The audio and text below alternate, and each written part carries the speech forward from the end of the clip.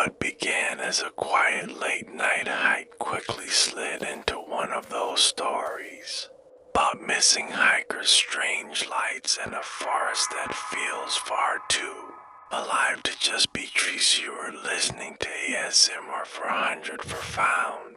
Don't forget to like, comment, and subscribe. I remember the first time I turned off the highway outside Ashford, Arizona, with the sun bleeding down in long streaks across the scrubland, and my tires crunching against gravel that sounded louder than it should have, like every rock in that lot had been waiting for me and me alone, and the highway behind me felt like it had just disappeared.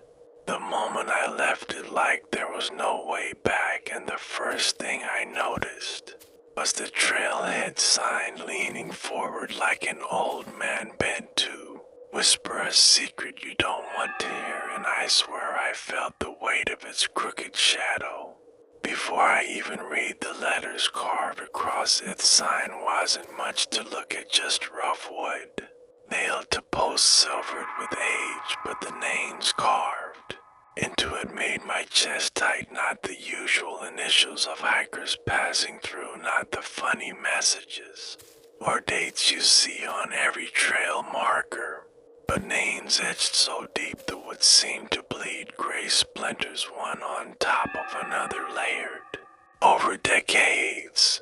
One name had a string tied right through the middle of it, a faded red thread knotted, like somebody wanted to tether themselves here, like they didn't trust the forest to remember them. And when the breeze passed through the pines, I heard that string hum faintly, like it was playing some tune meant for someone else. They shut the truck off, and the silence fell into heavy, like sound got swallowed whole by the trees.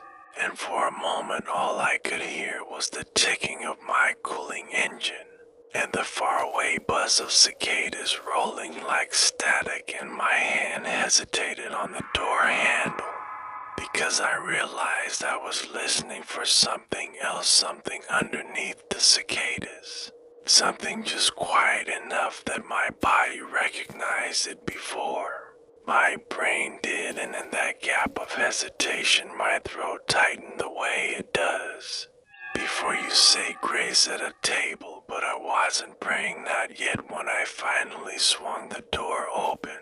The heat of the day collapsed around me, thick and dry, but as soon as my boots hit the gravel, the air shifted cooler, like I had already crossed the threshold, like the forest had pulled shade over me, even though the sky was still bleeding light. And that was when I caught the smell. It was pine at first, sharpened, green but threaded with something damp, like earth that hadn't seen sun in too long. Something metallic that hit the back of my tongue like rust or blood, and I told myself it was just iron in the soil, because that's the kind of thing you tell yourself when you don't want to turn back. The trail itself started narrow right out of the lot, hemmed in by tall pines that leaned toward each other so close their tops rattled in the wind, like bones clacking together, and the dirt beneath my boots wasn't clean. It was matted with pine needles and something softer, like old fabric, ground into the soil. I crouched and pressed my glove against it, and the threads came away black with dirt, but intact, like they hadn't rotted right, like the forest had tried to consume them but failed. I didn't like the thought of what they belonged to, so I stood quick and pulled my pack tighter around my shoulders, because the last thing wanted was to feel exposed. They say on those late night forums, the ones you stumble on for too many hours scrolling, that this trail isn't marked on every map, and that's part of its charm and part of its curse. Most threads vanish by the time you try to find them again, like the forest itself doesn't want its stories written down, and the only reason I knew to look for it was a man I met at a truck stop outside Winslow who told me in a voice, like gravel dragged across glass, that there were places in the K-Bob where the trees remember, and if you walk in after sundown, the trees remember you too. And he smiled when he said it, but it wasn't a friendly smile, for he stepped deeper into the pines. The air cooled another degree and the sound of the cicadas dimmed until I realized I could hear my own pulse in my ears, and beneath it a faint rustle like feet dragging not far off the trail, and my mouth went dry as cotton, but I kept moving. Because I told myself I wasn't hiking, I was just scouting, just checking it out, just seeing if the rumors about the trailhead were worth a story of their own. I repeated that like a chant each time the shadows thickened be the time I reached the bend. Where the trail dipped slightly, the light had gone strange, not dark. Bright, just wrong, like dust stretched thin and held in place.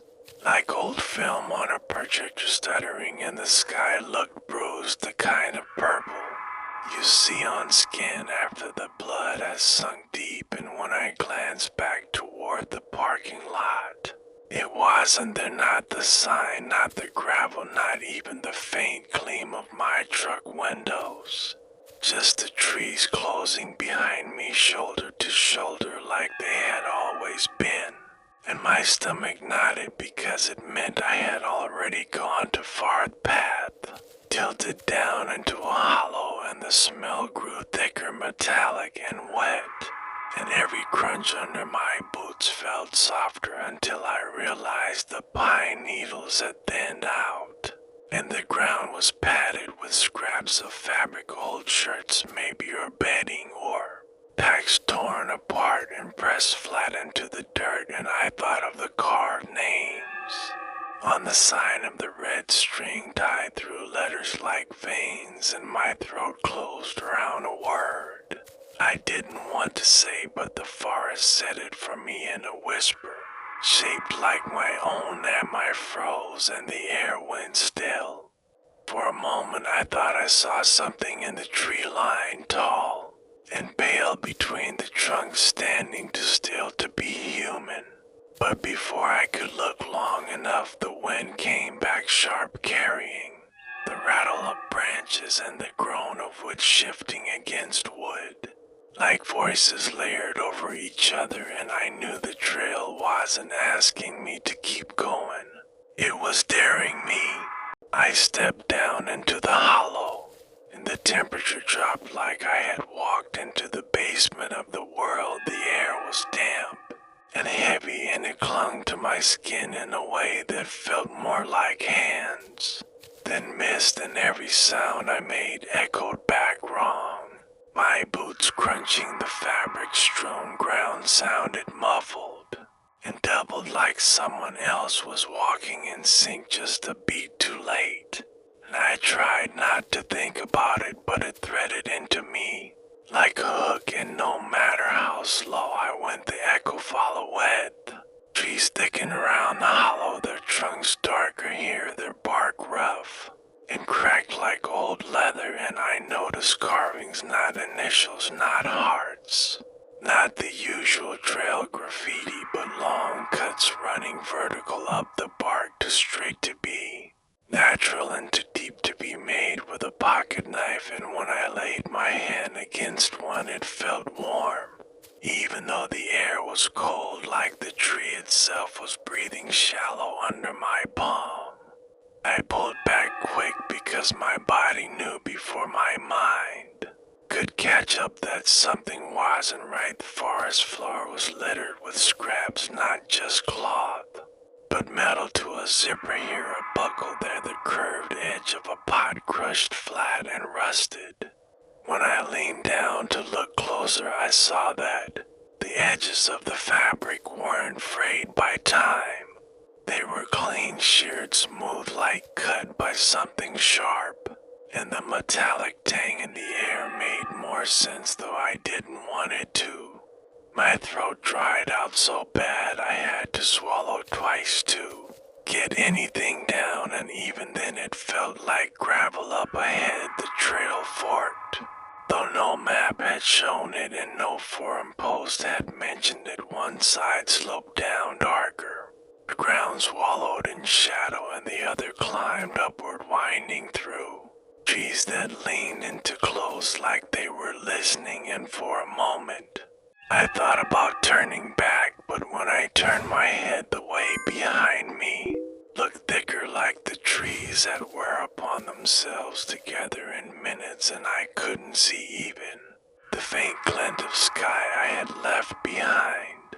And the thought of walking back into that closing wall of pine made my stomach pitch, so I chose the upward path, my breath tight and loud, and every few steps I heard that dragging sound again, like feet moving just behind me in the underbrush, too heavy for an animal, too slow for a person. And each time I stopped to listen, it stopped too, and the silence pressed against me harder than the sound had, and I found myself whispering little things under my breath just to hear my own voice, the way kids hum in dark rooms to keep from hearing what they don't want told. Climb wasn't long, but it bent around a ridge that blocked the last bleeding light from the sky, and when I came around it, the forest opened into a clearing, a circle of earth, flat and strangely bare, no pine needles, no grass, just packed dirt, and in the center a ring of stones, blackened like fire pit stones, but taller, sharper, some half buried, some leaning like crooked teeth. And my first thought was that it looked old, too old, like it had been waiting before the trail was ever cut, and the trees around it were bent backward, like they didn't want to face the stones. The air inside that clearing was colder still, and the sound of the cicadas outside cut off the moment I stepped across the edge, like I had entered a sealed room, and the silence inside was total, thick, like a blanket wrapped over the world, and my ears rang in the absence of it, and the pounding of my own blood became the only sound, and I swear I could hear it echoing against the stones, like the clearing itself was listening. She stood at the edge of the ring, afraid to cross in, and yet afraid to stand still, because the dragging sound had followed me up the ridge, and though I couldn't see anything in the tree line, I felt eyes wide and patient fixed on me from every direction, and the longer I stood there, the more I felt like I was being measured, not for what I had done, but for what I might do. And it was not a question of if I belonged, but if I could leave it. The stones were etched. I could see it when the last shred of dust caught their edges, not letters, not symbols I knew, but long crooked marks carved deep and filled with a darker color, like old soot or dried resin, and the lines didn't line up into shapes so much as they seemed to move when I blinked, like they weren't meant to be looked at straight on. And the back of my skull throbbed when I tried to focus too long. So I let my eyes drift, and that was when I saw the thread again, a length of faded red string tied around one of the stones, tight enough that it had cut a groove into the rock itself. The string hummed like it had by the sign at the trailhead, but louder here, resonant like a wire pulled taut. And when the wind shifted, the hum carried into the hollow and came back layered with something else, a low voice, deep and uneven, repeating just one word over and over, and I couldn't tell if it was English or not. I couldn't tell if it was even meant for me, but I felt my knees weaken. I gripped my pack straps hard enough to make my knuckles a chin. Then I saw it between two of the stones, tall and pale, standing too still, too long, the shape of a man, but stretched like the shadows of branches across a wall. No face, just the impression of features where features should be, and my body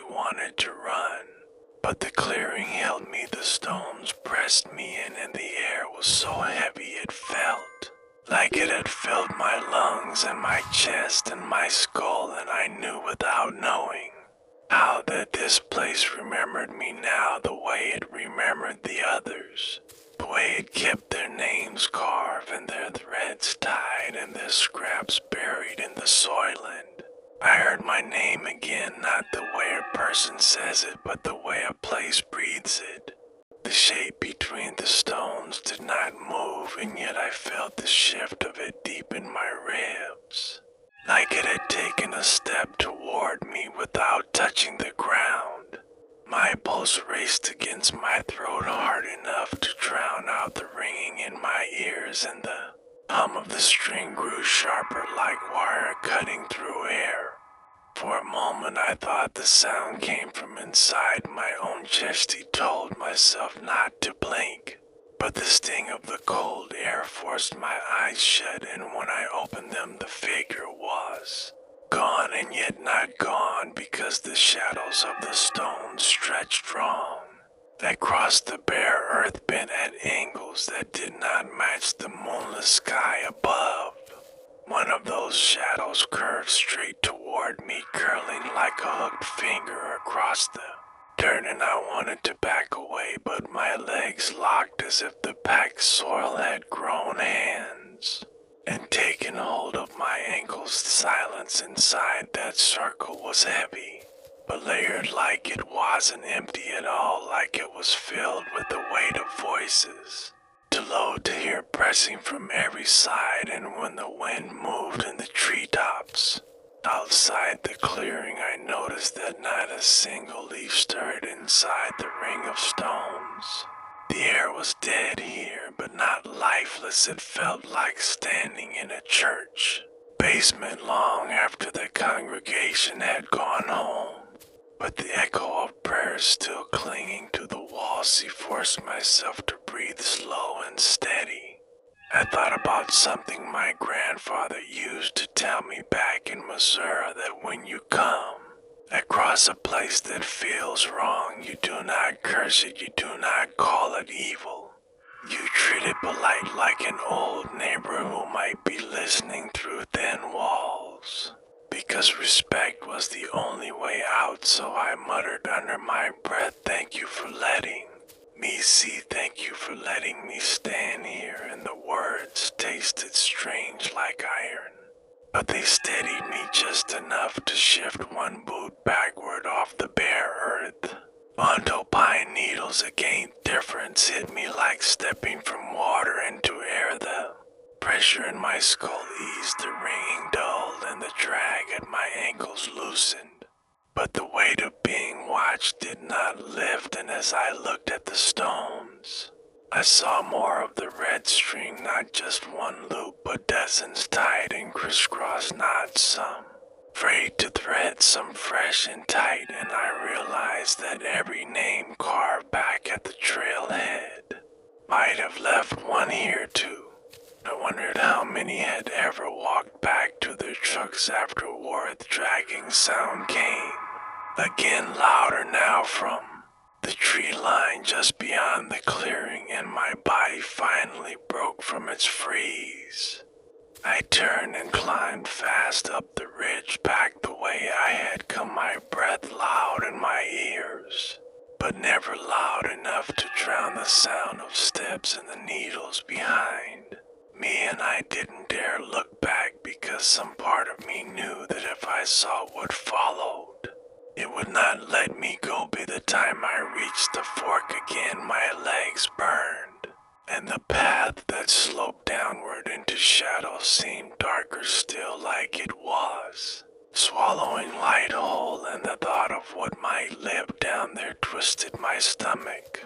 But the path upward back toward where I thought the trailhead should be looked wrong. To the trees shifted closer, leaning across it like arms closing in, and I hesitated too long in the center, and that was when the voice came again this time.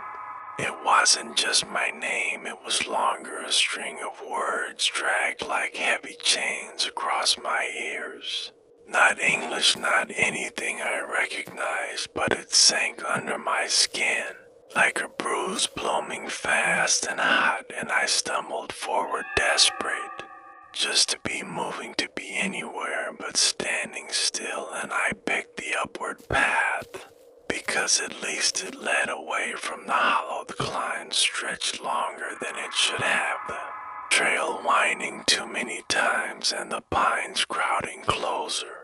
until the branches scraped against my jacket sleeves, and the air then cold enough to cloud my breath, though it was summer, and each time I gasped I thought I felt the echo of another breath just behind me, hot against the back of my neck. When the trees finally broke, I expected to see the gravel lot and my truck waiting like salvation. But instead I stepped into another clearing, smaller, tighter, ringed with young pines, their trunks too thin to be natural, too even, like they had been planted in a circle.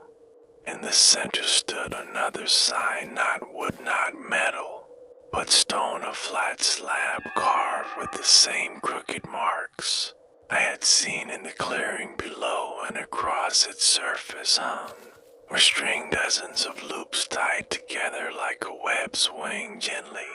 Though there was no when something moved in that web, something pale and fragile, fluttering like cloth caught in the threads.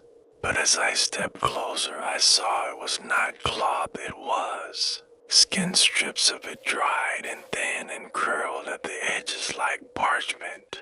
And every loop of string held a piece, and they rustled softly in the still air, like whispers too many to count, and I staggered back, choking on bile rising fast in my throat. And then the strings hummed again, louder, sharper, vibrating against each other like a swarm of insects. The sound poured into my skull so hard I dropped to my knees, hands pressed over my ears. The forest around me bent with it, the trees groaning, ground trembling, and through it all I heard the voice again, clear, now heavy and low, speaking my name, whole this time, not testing, not whispering, but claiming. And I knew in that moment the trail was not just a path through the forest, it was a mouth, and I had already stepped too far inside. I stayed on my knees for what felt like forever. The sound of the strings rattled through my skull until my jaw ached from clenching, and the web of thread swayed like it was breathing, and every strip of skin tied there fluttered in unison, like hundreds of tiny lungs gasping at once. And I wanted to crawl backward out of the clearing, but my palms pressed into the dirt, and the earth beneath them felt warm and sticky like flesh. I knew if I pushed myself up I would feel it pulsate. Sound finally dulled enough that I could move, and when I staggered to my feet, my knees shook so bad they nearly buckled, and I told myself I had to keep going, because stopping meant giving in. And I had the sharp thought that maybe that was what the forest wanted. That hesitation was the hook that reeled you deeper. So I forced my body forward into the circle of thin pines, and as I passed them, trunks seemed to shift almost imperceptibly, like the trees leaned together after I moved through, like they were closing me in band. The stone slab and the web, the trail cut narrow again, and for a while I saw nothing but dark trunks and needle-strewn ground, though I knew I was being followed. The weight of it pressed into the back my skull, and every few steps I swore I could hear the faint drag of feet, or the tug of string being pulled taut. And I started to whisper again, not prayers this time, but my own name over and over, as if reminding myself I was still here. And just one more echo, swallowed up by the trail after what felt like an hour. The ground tilted downward into a ravine, shallow at first, then sharper, the trees thinning just enough for a thread of moonlight to bleed through, and the silver light filled more cloth on the ground, heavier now, thicker jackets, boots, a backpack torn open, with the stuffing spilling like guts. And I thought of the names carved on the first sign again. How many threads had been tied, how many steps had ended in this place, and I tasted bile in the back of my throat at the bottom of the ravine. trail forked again, one side swallowed in mist rolling up from a creek I could hear, but not see the other side climbing toward a ridge sharp and jagged outlined, faint against the sky, and I hesitated because the mist smelled sweet, almost like honeysuckle, tempting and warm, but I remember the sound of strings humming in my skull, and the rawness of sweetness in a place like this, and I forced myself toward the ridge, my boots slipping on loose soil, my hands catching at roots that felt too much like vines. The climb was brutal, my lungs burning in the cold air, my thighs trembling, and yet the ridge did not come closer. The path stretched longer with each step, like the ground was folding under me, and when I looked down, I saw the dirt shifting ever so slightly, as if I was walking on something that breathed. I nearly lost my footing at the thought, but I kept moving until at last the slope broke. I pulled myself onto the top of the ridge, its view spread wide, and black trees rolling endless like an ocean under moonlight. But what froze me was the sight of lights.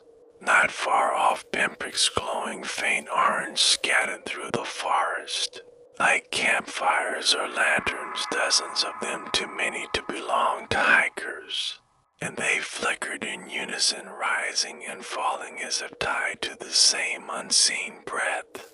And the longer I watched, the more I realized they were not fires at all, they were eyes, and every one of them fixed toward the ridge where I stood. He backed away slow, but the ground crumbled under my boots, loose stone tumbling down the slope, and the sound echoed far too loud, rolling through the forest like a bell, and in that instant, the eyes blinked all at once, the flicker cutting out, then flaring back, and the ridge beneath me shuddered like something beneath it had shifted. I knew I could not stay the ray turned and ran down the far side of the ridge, crashing through brush and low branches, tearing at my arms, and the air behind me changed sharp and fast. Like something huge, it pulled itself upright, and every hair on my neck stood up, as the forest thundered with a sound too heavy to be footsteps and too deep to be wind, a sound like roots tearing from the earth and branches snapping in unison. I knew whatever the lights belonged to had what Kente trail vanished under me. I found myself stumbling into another hollow, smaller but deeper, the walls rising steep on both sides, and in the center was water, black and still, a pool that reflected no stars, no moon, just void. Round its edge the ground was lined with more stones, smaller this time, but carved the same with crooked marks filled, dark and damp, and I realized with a jolt that the air was not cold here, it was hot, and wet like breath steaming up from the pool, and the surface trembled. Though nothing touched it, the sound behind me stopped at the edge of the hollow, like whatever followed would not cross, and for one sharp moment I felt relief until I looked at the water again and saw ripples spreading outward from the center, slow and deliberate. I realized something was rising, the surface bulged, then split wide, and what came up was not a body, not in any way I could name. It was pale and long, and dripping with strands like wet hair or seaweed clinging to its form. Where a face might have been, there was only a smooth surface shifting like stretched skin. As it lifted higher, I saw threads, dozens of red threads, trailing from its shape, sinking back into the water like anchors, and each thread hummed faintly the same hum that had rattled my skull. Could not move, my knees locked, my chest frozen, but the thing tilted toward me, faceless but intent, and in the rising hum, I heard my name again, drawn long, like it had always known me. understood then the trail did not just remember it, collected it, bound every step, every breath, every hiker who had ever whispered their name into these woods, and tied them into something larger, something alive and endless, and now it had tied me too. The surface of the water kept rising and the threads quivered, as though they were pulling against something deep below, and the hum in the air thickened until it pressed against my teeth and bones, and the heat pouring off that pull felt like standing in front of an open oven, but underneath the warmth was a stench foul and metallic like rotting iron and spoiled blood, and my chest tightened until I could barely draw a breath. Wanted to run, wanted to throw myself back up the steep wall of the hollow and claw my way into the trees, but my body refused, as if every joint had been bound with the same threads that rose from the water. All I could do was watch as the pale mass pushed itself higher, slick and glistening like it had been birthed from the earth itself, and the more of it I saw, the less it resembled a shape. My mind could grasp long limbs without joints stretching and curling threads of muscle glistening under translucent skin, and at its core a dark knot pulsing like a heart fart to lurk, yet humming shifted tones, sliding into something that almost formed words, but not in any language I knew, and yet my body understood it, every muscle flinching to the rhythm, like the sound was commanding me to kneel, and I felt my legs weakening under the weight of it, my knees buckling until I sank to the dirt. And the moment I did, the pool rippled violently as if Blizetti pressed my palms to the ground, and the soil burned hot under my hands, not like fire, but like fever, and I realized with horror that the heat was coming from within the ground itself, like the earth here was alive and sick and sweating through the dirt. And the stones ringing the pool vibrated with it, the carvings on them glowing faint but steady, like embers banked under ash shape from the water, leaned toward me faceless but intent, and the threads trailing from its body stretched taut until they hummed in perfect unison, and the sound drilled so deep into my skull I thought it would split me open. And then something strange happened. The hum fractured into two tones, one low and heavy, one sharp and high. And that split I heard voices clear for the first Timion. Voice was my own, repeating my name over and over, not in fear but in surrender, like a mantra. And the other was a chorus of countless others, overlapping, layered, rising and falling in the same rhythm, each one carrying weight and pain and exhaustion, like they had been calling forever without end. And I knew then these were the names carved on the trailhead sign. These were the hikers who had walked too far into this place. These were the echoes bound into the threads. Me stomach turned, and I tried to force my body upright, but the heat surged stronger, pressing me down, and the faceless shape bent lower until it hovered inches above me. And though it had no mouth, I felt a rush of breath across my face, wet and sour and heavy. It filled my lungs as if I had inhaled it, and I coughed, heart doubling over, but the breath did not leave. It only settled deeper inside, until I felt it crawling through meth ground beneath me, shuddered, and the pool bubbled violent and thick, and from its surface rose not one but many more shapes, smaller but similar, long and pale and strung with red threads, each dragging itself upward as though climbing invisible ladders, and the sound of humming multiplied until the hollow throbbed with it, shaking loose dirt from the walls and rattling the stones. In their sockets for a moment I thought I would pass out, the pressure too much, the heat unbearable. The sound splitting my head, but through the din I heard something new, a faint crack, like wood splintering sharp and sudden from behind me up the slope, and I turned my head just enough to see movement at the edge of the hollow. Not pale, not faceless, but dark and human shaped, watching from the tree line, and my heart lurched, because for the first time since stepping off the trail I thought maybe I was not alone, and this figure did not move closer. It just stood there motionless against the trunks, too far to see detail, but close enough that I knew it was a person, or had been once. And the pale shapes rising from the pool seemed not to notice it, their focus locked on me alone, and I wondered then.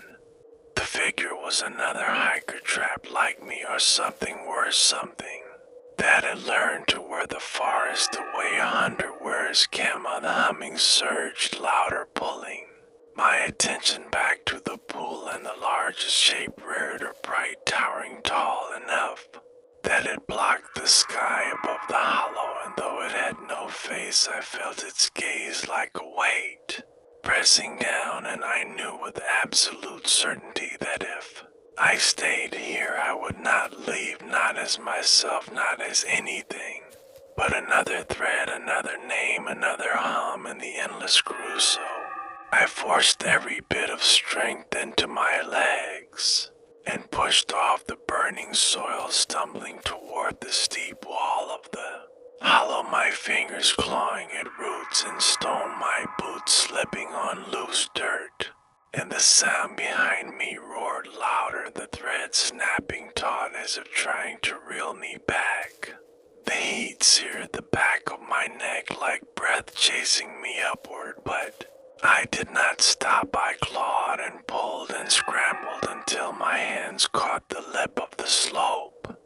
I dragged myself over, gasping, onto cold pine needles again. The air on the ridge was thin and sharp, but it was air, and I sucked it down, desperate and shaking. When I turned back, the hollow below was empty. No water, no shapes, no glowing stones, only dark earth and a scatter of rocks, and if I had not felt the burn in my palms and knees, would have thought it had been a dream. But the hum still lingered, faint and steady, somewhere deep under the ground, like a pulsing. The figure at the edge of the trees was gone. I staggered along the ridge, barely able to keep my balance, the pine needles slick under my boots, the air too thin to fill my lungs, and my chest still tight with that sour breath I had swallowed down by the pool. And every few steps I doubled over, coughing like the forest was trying to shake me apart from the inside out. I pressed my hand to my ribs and felt heat radiating there, pulsing in rhythm, but the faint hum still clawing at the back of my skull. The ridge carried on, narrow and crooked, the trees pressing close on both sides, their trunks dark and split. Every knot in the bark looked like an eye swollen, half shut, staring just enough to make me clench my jaw and keep moving. And the farther I walked, the more the ground sloped downward until the ridge cracked open into a wide stretch of forest floor, littered with fallen branches, thick like bones, snapped and tossed aside, and the smell rose up. Stronger iron and rot mixed with pine sap, so sharp it burned my nostrils. Slowed at the bottom and listened hard, my breath ragged, but behind it the forest was too quiet. Number cicadas, no owls, no rustle of animals, just a whisper of wind brushing against the tops of the trees, and then a faint scrape to my left, softened, dragging like something pulling itself across bark, and I froze, every hair on my arms rising, and my eyes darted to the tree line where the shadows shifted not with the wind but with weight. There but there's something tall and thin moving between the trunks, too fast to follow, but not fast enough to hide. I saw pale limbs flash in the gap, stretching long and bending wrong as they slipped from one tree to the next. And though no face showed, I felt its attention lock on me, and my throat tighten around my own name the way you choke on a word you cannot say. Forced my boots to move again, steady and deliberate, because I knew running here would break me open, and the forest would not need to chase me, it would only need to close. And I thought of the figure I had seen before at the hollow, the human shape standing still in the tree line. I wondered if I had made a mistake leaving it behind, because whatever walked beside me now was not human, not even pretending. The trail wound deeper and the soil turned black and damp, soft underfoot like walking on sponge. And the pines leaned lower, their branches tangling together until the sky vanished overhead. And I had to duck to squeeze through, and the farther I pushed, the thicker it grew until the path itself seemed to collapse into a tunnel woven of wood and needle and shadow. And I hesitated at the mouth, but the hum in my chest surged stronger, like a ship from behind, and I stumbled forward into the dark inside. The tunnel, the air was wet and stale, it clung to my throat, and every sound I made was swallowed before it left my lips. And I realized the silence here was not absence, it was consumption. The forest was devouring my voice, my breath, my presence. The farther I went, the weaker I felt, like something was stripping me thread by thread, until all that was left was the echo of my boots scraping damp soil halfway through. I saw marks on the wood above, long black streaks like soot or old blood, smeared across the branches, and dangling from them were more strings, some red, some black, knotted and frayed, their ends swaying though no breeze touched them. Each string carried something tied, small and pale, teeth, some broken, some whole threaded, like beads. And when I brushed against one, it hummed sharp like a struck wire, and the sound rattled through my bone as he hurried the rest of the way, my eyes stinging from the closeness of the air. And when the tunnel finally opened, I stumbled into another clearing, wider than the first, to ring not by stones but by stakes, tall, sharpened logs, driven into the ground at sharp angles, and every one of them carved with the same crooked marks, but deeper, darker, filled with something tar-like that oozed down in slow rivulets, and the smell coming off them was copper and smoking. The center of the clearing stood a tree older than the rest, thicker than a cap, and its bark pale and smooth like flesh stretched tight, and from its branches hung dozens of more threads, red and black, knotted together into loops, and dangling from the loops were bones, long and thin, clattering softly against each other like wind chimes, though the air was still, and the sound rolled over the clearing in a steady rhythm like a heartbeat out of sense. He stepped closer against every warning screaming in my skull, because my eyes caught on something tied at the base of the tree, a strip of cloth, faded but still recognizable, a piece of plaid fabric torn from a shirt, and the sight froze me solid, because I knew that pattern. I had seen it once in a photo on one of those late-night forums, the story of a man who had gone missing out here years ago, his brother posting about the plaid shirt he had been wearing the day he disappeared, and the thread had vanished like all the others. Before anyone could answer me, stomach turned cold as stone, because it meant this was no story, no rumor, no internet ghost tale. The shirt was here, the man had been here, and whatever had taken him was still watching, still binding, still humming in the dirt and the branches and the water, and in that moment the strings above my head began to hum again, low and steady, and the bones clattered harder in rhythm with it, and I realized the forest was not only remembering me, it was marking me. The sound of the bones clattering against each other filled the clearing louder than it should have, louder than the faint sway of strings could ever make them. And every rattle carried through my chest like a drumbeat, and I realized it was not sound carried on the air, it was sound carried on me, like the forest was using my bones as the echo chamber, and the thought sent a cold ache through my spine as the pale tree towered in the center. And the longer I looked at it, the more it did not resemble bark at all, but stretched tight veins faintly visible beneath the surface, pulsing with a dull rhythm that matched the hum above, and I fought the urge to reach out to touch it, because some part of me wanted to confirm that it was flesh, but another part knew the moment I laid a hand on it, I would never pull away again. At the base of the tree where the strip of plaid cloth hung tight into the knots of thread, I saw more scraps. Pieces of jackets, shoes, cracked leather straps, half sunk into the soil as if the earth itself had been feeding on them, pulling them down.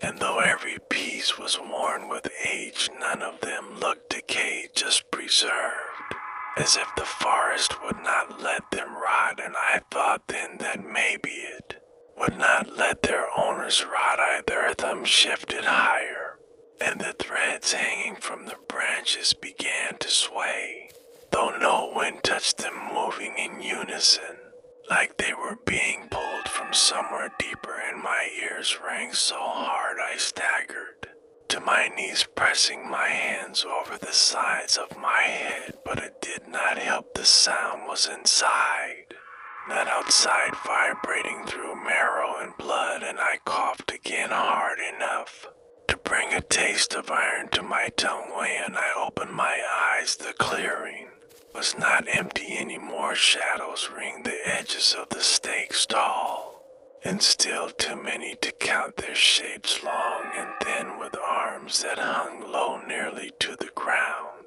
and their heads tilted at strange angles as though listening. And though I could not see their faces, I knew they were turned toward me, every one of them watching, waiting, weighing me like the stones that before I tried to speak.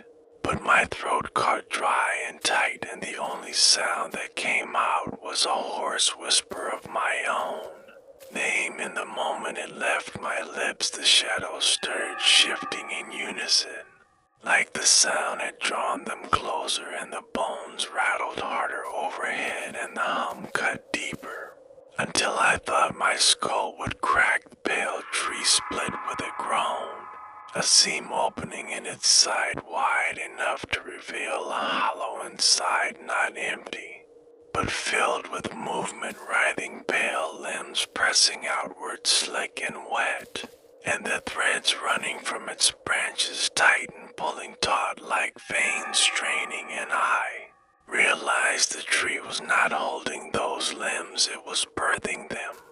I stumbled backward, tripping over a root and hitting the ground hard. The impact knocked the air from my lungs, but the jolt cleared some of the fog in my head, enough to force my body upright, and I lurched toward the line of stakes, hoping to push through into the forest again. But as I reached them, the crooked carvings glowed faint, and a heat flared from the tar that bled down their sides, and the air thickened until it felt like pushing against glass. And no matter how hard I shoved, my body would not cross behind me. The tree split wider, the sound of tearing wet and loud, and the shadows in the tree line swayed like grass in the wind, leaning closer, their arms stretching down until their fingertips brushed the soil and I felt the earth tremble under me, like something massive shifting below, and the hum reached a pitch that blurred the edges of my vision until the clearing swam desperate. I pulled the knife from my belt, a small thing meant for camp chores, useless against whatever this was.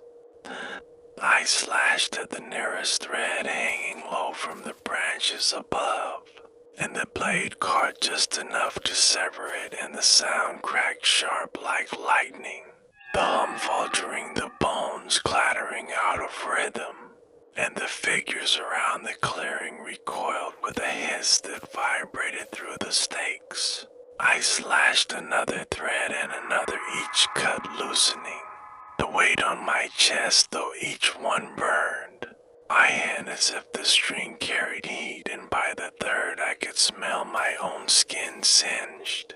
But I kept cutting until enough of the hum faltered that the pressure at the stakes eased. I stumbled forward through the gap into the dark of the trees, again gasping. The forest beyond was not silent this time. It was alive with noise, branches snapping under weight, heavy and close breaths thick and ragged, dragging through the underbrush, and voices whispering in layers, too many to separate, all repeating words I could not understand, but threaded through them was my name again, over and over, each voice shaping it different, some low, some high, some broken, but all pulling me back. I forced myself onward, deeper into the trees, each step an effort, but catching my boots, every branch clawing at my clothes, but I did not stop, not until the glow of the bone tree faded behind me, swallowed by the black, and the hum dulled to a faint pulse, and for one long breath I thought maybe I had escaped it, but then I saw it ahead of me through the trunks, another light, faint and pale, not fire, not moon, but the glow of stone, and my stomach dropped because I knew before I stepped closer that it was another circle, another clearing, another mouth waiting to open, and the trail was not letting me out. The glow ahead was faint at first, like moonlight caught in fog, but the closer I walked, the more it thickened until I realized it was not reflected light at all. It was coming from the ground itself, spilling from carved stone that rose out of the dirt in a perfect ring, and each stone was tall and thin, leaning slightly inward like ribs closing over a heart, and between them hung more threads strung tight and humming low enough to make my chest a jetty. Clearing was wide and bare, the soil hard and gray, cracked like old clay, and nothing grew there, no grass, no needles, no roots, just earth that looked starved and dry, even as the stones bled with damp and the air tasted bitter like ash and metal, and every breath coated my tongue until wanted to spit it out, but it clung no matter how hard I swallowed. Wetty stepped across the line of the circle, and the glow sharpened bright enough to paint my skin pale,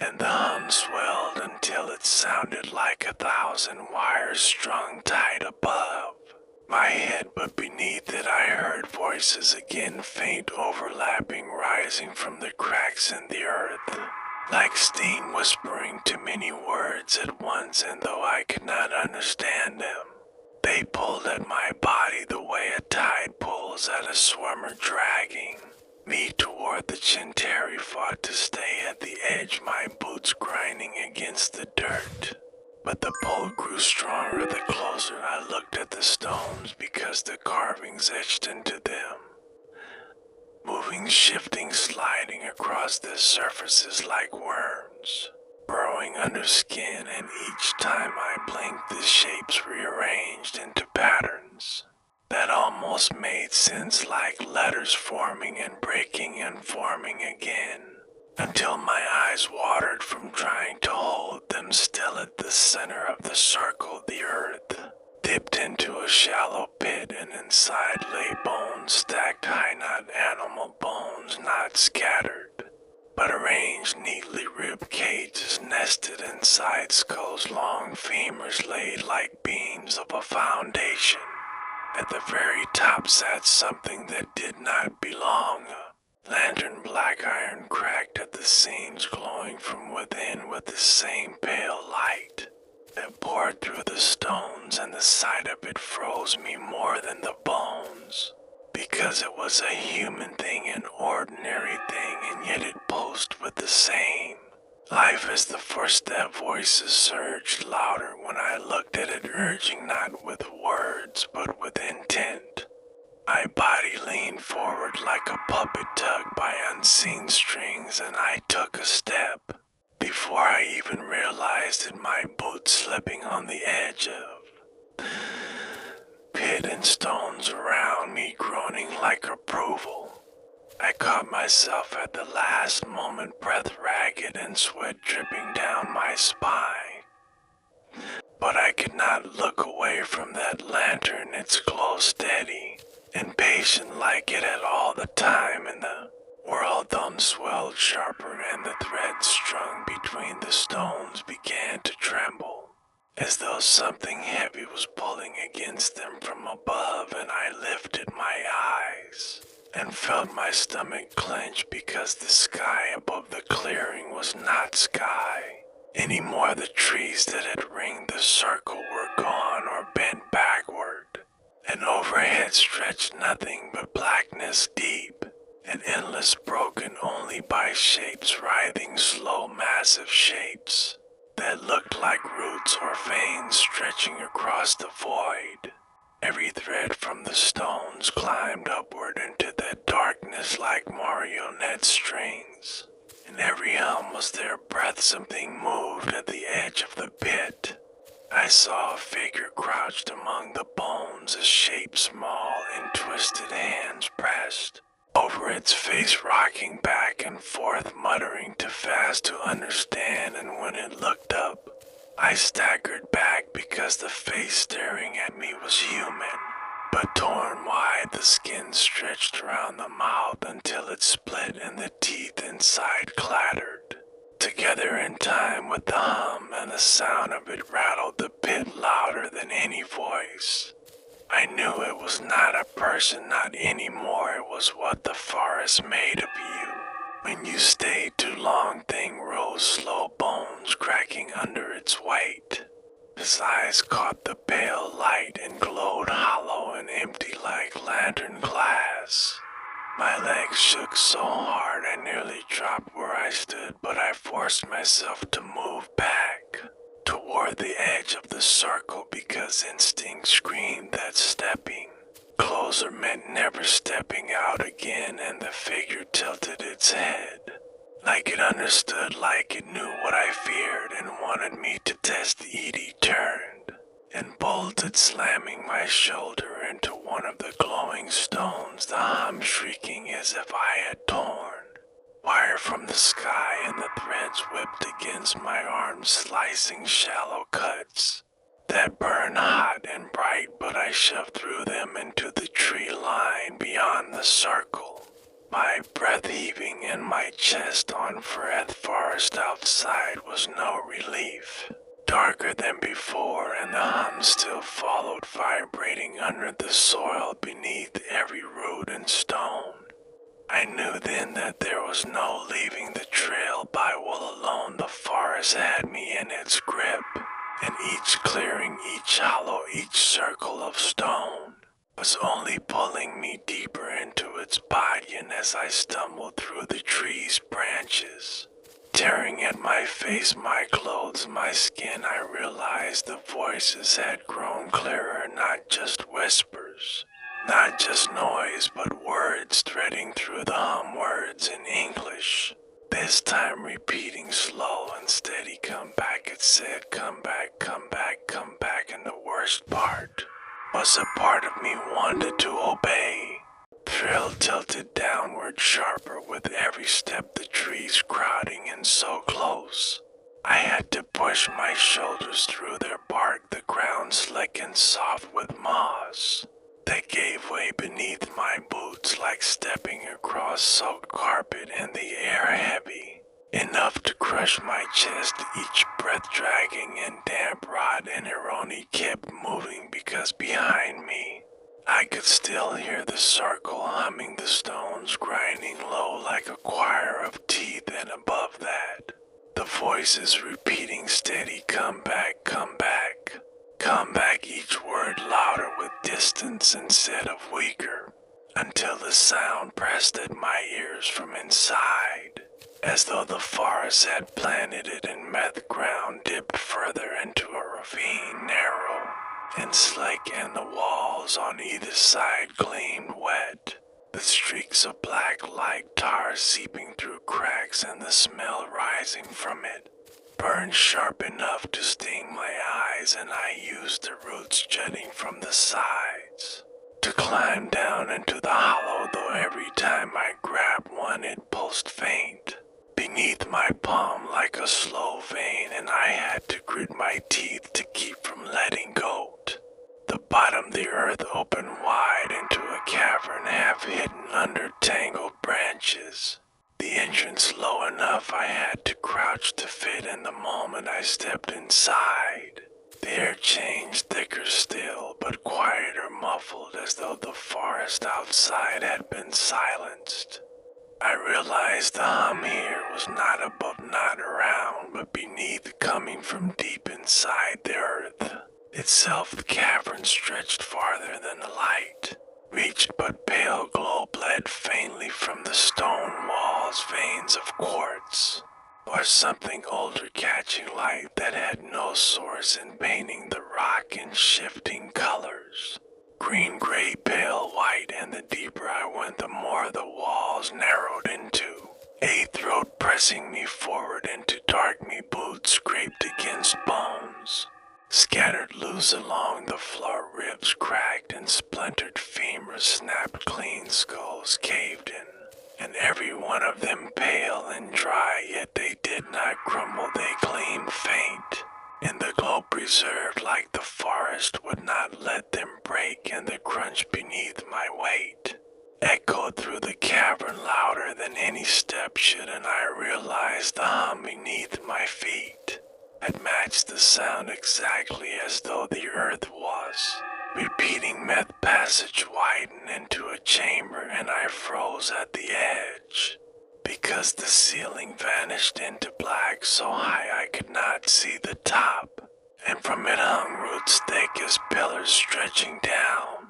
poured into a pool at the center, black water still and cold, and the roots pulsed faint like hearts beating slow and heavy, feeding something beneath the surface. Around the pool lay more bones, but these were not scattered, these were arranged in spirals, curling inward toward the water, stacked precise. Each skull turned toward the pool as if watching, and in the center of the spiral sat another lantern, black iron, cracked, glowing with the same pale light, but brighter than the one in the circle outside, and its glow reflected on the surface of the water, showing ripples, though no stone had been thrown. I felt myself step closer, though my body shook with every move, my hand reaching out unbidden, because the closer I came, the louder the voices rose, no longer whispers, not commands, but pleas,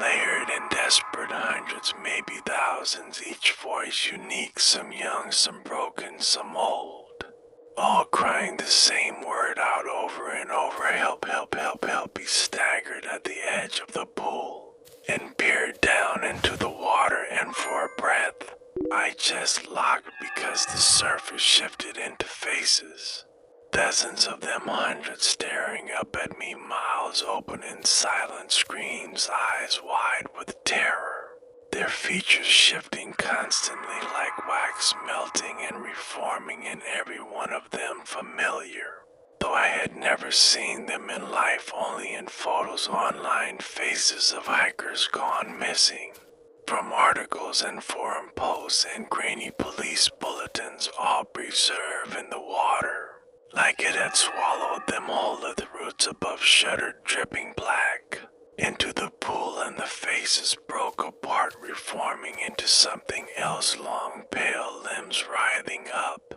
just beneath the surface, pressing against it like skin straining, and I stumbled backward, gagging, as the voices rose louder until they drowned out thought, and the lantern at the center of the spiral flared brighter cracks, spilling light sharp enough to burn the air, and the hum beneath the ground surged so high it shook dust from the walls. Spiral of bones rattled against each other, and some began to shift, sliding slowly inward toward the pool as though drawn by the pulse. I realized too late that the arrangement was not for show. It was a path, a sacrifice built to feed whatever waited below, and I had stepped into the final ring of its body, turned to run, but the cavern had changed the passage behind me, sealed by roots woven tight and pulsing hot, and the only way left was forward, deeper along the spiral, and I felt my body pulled step by step, boots dragging across bone toward the glow of the lantern and the black pool waiting at its heart. Voices thundered now. No longer whispers, no longer pleas, but laughter jagged and hollow, filling the hollow earth, until the sound was not in my ears, but in my chest, in my ribs, in the marrow of me, and I knew as I staggered forward that the trail was not a place at all. It was a throat, and I was already halfway swallowed. The spiral pulled me inward with every breath, each bone shifting under my boots, as though alive, nudging me closer to the black pool at the center. And no matter how hard I leaned back, no matter how deep my heels dug, the force would not ease it. It was like the earth itself had me hooked inside its ribs, was reeling me down to the lantern. The roots above throbbed heavier, now shaking dust loose in showers, and with each pulse the water rippled and the faces inside screamed, though no sound broke the surface, their mouths open wide, their eyes pleading, but I could hear them inside my head. All of them layered together, some begging, some bargaining, some cursing, all bound in one endless chorus that filled me until I wanted to tear my ears off. The lantern at the center cracked wider with a grown, bleeding, pale light that stretched across the spiral like veins crawling through the bones. Wherever the glow touched the skulls, their jaws moved, clicking open and shut like they were joining the chant, and I thought of all the missing names, all the posters nailed to trailheads across the country, every one of them ending here, swallowed in this throat of stone. When I reached the innermost ring, I dropped to my knees without meaning to, the weight pressing me down until my bones ground against the spiral. The hum surged like approval, and I knew it wanted me to bow, to sink, to crawl, to press my face to the earth like all the others had, but I forced my head up and looked at the lantern because some part of me knew it was the key. The iron cracked again, light pouring through sharp as knives, and I reached toward it, though the glow burned my skin before I even touched it, though my fingers blistered raw and split, but I kept reaching because if I let go I would sink into the pool and never climb back out, and the faces inside would make room for one more. My hand closed around the handle, and the pain was so sharp I thought my bones would melt, but the moment I lifted it free of the spiral, the hum faltered. The voices staggered, their chorus breaking into shrieks, and the roots above convulsed, slamming against the ceiling, spraying tar across the chamber, but the water below writhed hardest of all. The limbs pressing up, cracking the surface, breaking it open. As something vast tried to risk the lantern, flared once, twice, then shattered in my grip, and the light poured out of it in a flood, flooding the chamber so bright I could see the top at. Last, a dome of roots and stone stretching higher than a cathedral, and the faces in the pool shrieked as they burned into ash, and the spirals of bone collapsed, rattling into dust. And the hum finally cut off, leaving only the sound of my own breath. Ragged and broken, for a moment I thought it was done, that the thing had been starved in its cradle, that I had cut the thread it fed on, but then the earth itself shifted beneath me, a groan. So deep it cracked stone, and the pool tore open wider, not water anymore, but a mouth rimmed with pale teeth rising upward, huge and endless, swallowing the chamber whole. And the roots were not roots.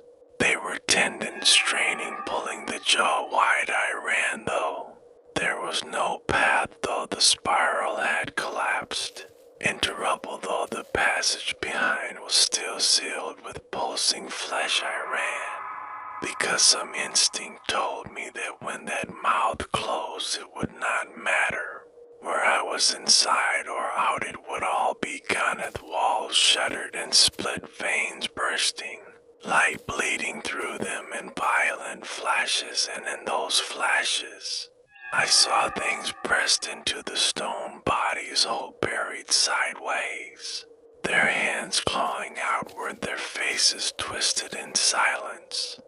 Each one glowed faint like embers in ash, and as I sprinted past them, their eyes opened one by one, turning to follow me at the sealed passage.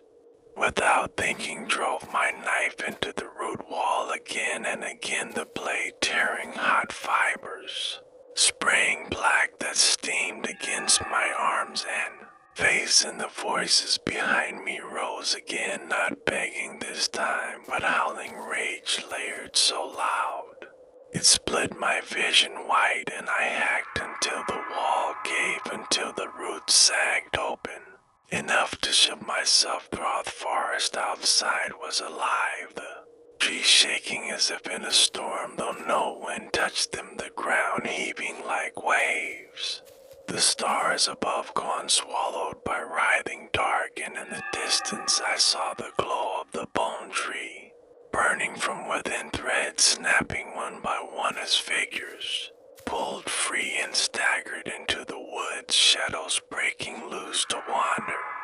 I knew whatever had been bound was not bound anymore. I stumbled up the ravine, scraping my knees, my palms bleeding raw, every breath iron and smoke. And when I reached the ridge, I saw the trail ahead, glowing faint threads running through the soil, stretching into the distance, as though the forest had spread veins beneath every step. And the thought slammed cold into me that this was not one place, not one hollow, but part of something vast, something that stretched under every forest, under every trailhead across the country. And I had only woken one mouth of it when I finally broke the tree line. The sky was pale with morning, and the gravel lot lay ahead empty, except for my truck, and for a heartbeat the world looked normal, quiet, ordinary. But when I placed my boots on the gravel, the hum followed faint beneath the stone. I felt it vibrate up through my soles into my ribs, reminding me that the forest had not let go, not really, and maybe never would. He climbed into the truck, my hands shaking too hard to fit the keys, and when the engine finally turned over, the sound was thin like static behind the hum. And as I pulled onto the road, dust rising in the rear view, I swore I saw something watching from the tree line, tall and still, head tilted the same as the shadows around the stakes, waiting for me to stop. waiting for me to come back, and I drove faster than I ever have in my life. But the truth stayed lodged in my chest the same way the hum stayed lodged in my bones. The trail was not behind me. The trail was underneath me, and it always would be.